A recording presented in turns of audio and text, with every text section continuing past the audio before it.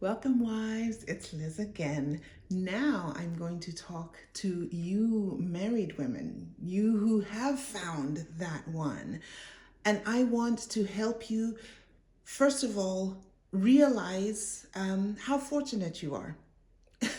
And secondly, based on realizing that, treat your husband accordingly. So, here is my handy dandy graph that I put together to do with relationship value between men and women. Again, like I've said in other videos, this is just for the adult reproductive years. Once we're post reproduction, the game changes a little bit, but I believe that for most women, we would like to reproduce. The numbers say that we would. And those who do not, it's not necessarily by choice. All the same, for married women, I want to encourage you, wives in our group, to value your husbands. When we start off up here, it's easy to believe that we will always be up here. We'll always be desired. We'll always be the catch. However, let's think soberly about where our husbands are. They have had to work hard and better themselves to provide, to have standing in society. Their value is going up. Now we need to realize that we're blessed that they caught us at the right time when our value was high enough that they were like, I got to get that one. And with that understanding comes the understanding that you will never have a higher relationship value than what you have to your husband, especially if you have children together. As time goes on, as we've said, we grow older, we lose our fertility, we don't look the way we used to look. If you have children, I know there are exceptions, but I'm just talking for myself. Children did a number on my body. And it's not necessarily about letting go. To me, I see it as a sacrifice. My body was intended to bring forth these babies. My body was intended to be beautiful, to attract my husband so that we could get together and procreate. So it has done its function. I think a trouble with our society today is that we're so fixated on youth and wanting to always look young and always be sexy and desirable. Listen, I said in my other video, seasons. And it takes wisdom to look at the seasons and act accordingly. We may do a bunch of things to ourselves, surgery, liposuction, all these other things to try and fool the world that we're younger than we are, but we're not. The truth is that we're not. And that is okay. It is okay. I look at my daughters as they're growing up and I realize, yeah, mom, you need to exit stage left. This is not your stage anymore. As time goes on, we realize, if we are sober and we have wisdom, that our time is coming to an end. We may be in our prime, but that prime won't last always. And that's where the verse comes in. Teach us to number our days. Let's live with sobriety. Like, let's live soberly, not be drunk on the lies of the world that we're beautiful and always be sexy and we'll always be wanted and we can always level up. No. This is our high when it comes to relationships.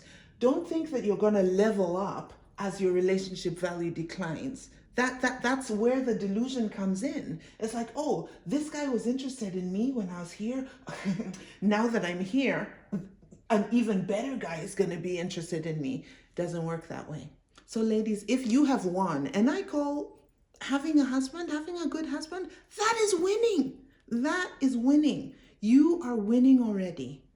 Value this guy. Realize that your relationship value is going down. His is rising. And this is not to make you act out of fear, but act out of gratitude that, wow, I jumped on a good train that's heading good places. And if you feel like, oh, he's not appreciating you, talk. And also, he cannot meet all of your needs.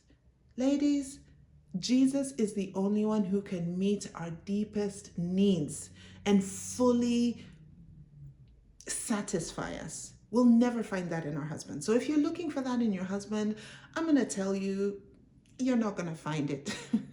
He's flawed. You are flawed. That's an impossibility. He won't fulfill all of your needs. So accept him as he is and accept that he is increasing in his value and treat him accordingly.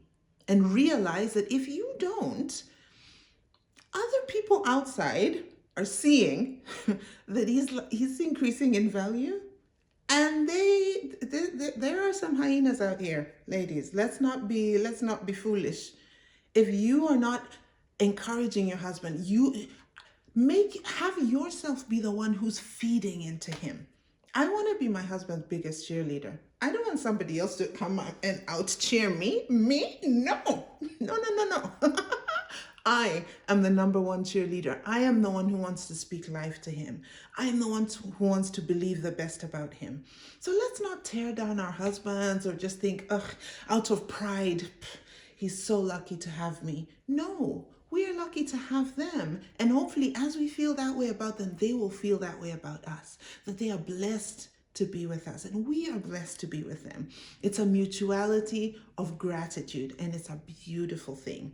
So this area, what I call the female midlife crisis, it's a tricky one, ladies. And it comes from this idea that we are so much better than we actually are and that our husbands are so much lower than they actually are. And then what does the world tell us? He's not valuing you. You go out there. There's somebody out there who will do it. No.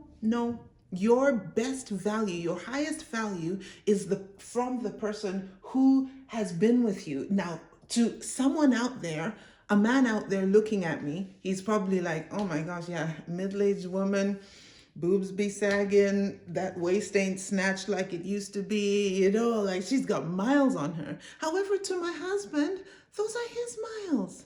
He looks at my body and he sees that this woman bore 4 of my babies.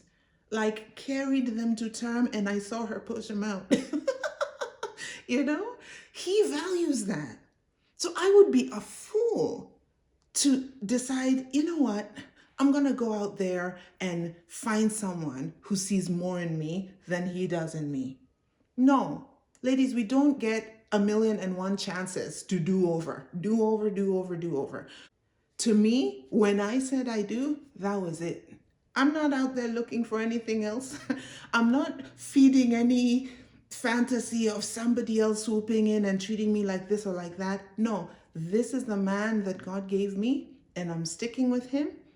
And I'm not looking for any other accolades from anyone else, any other affirmation, because if I don't get it from him, I'm gonna get it from God. And God never disappoints.